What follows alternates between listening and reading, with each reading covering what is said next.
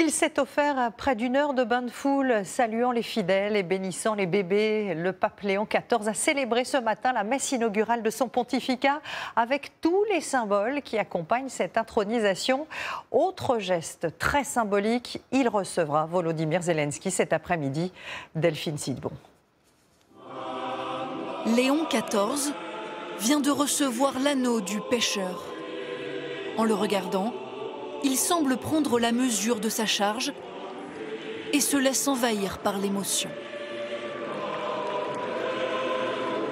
La remise de cet anneau, propre à chaque pape et symbole de son autorité, était l'un des moments les plus attendus de cette messe inaugurale. S'il a été élu il y a 10 jours, ce matin marque le début officiel de son pontificat et son tout premier bain de foule en papa mobile, prenant le temps de bénir 2 bébés sur son chemin. Puis, le monde entier, une fois devant l'autel, le pape reçoit les 2 marqueurs les plus forts de son pouvoir, le pallium, une bande de laine blanche, déposée par un cardinal sur ses épaules, symbole de la lourde mission qui lui incombe désormais.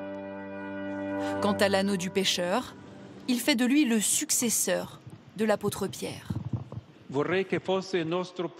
Je voudrais que ce soit notre premier grand désir. Une Église unie et de communion qui devienne le ferment pour un monde réconcilié.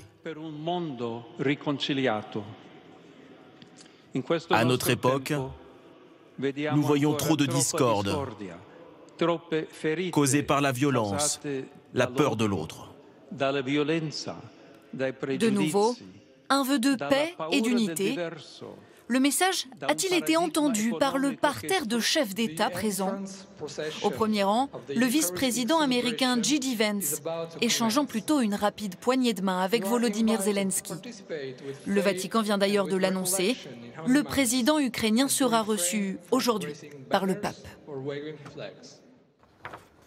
Et sachez aussi qu'à l'issue de la cérémonie, Léon XIV a salué ses invités, parmi lesquels le Premier ministre François Bayrou.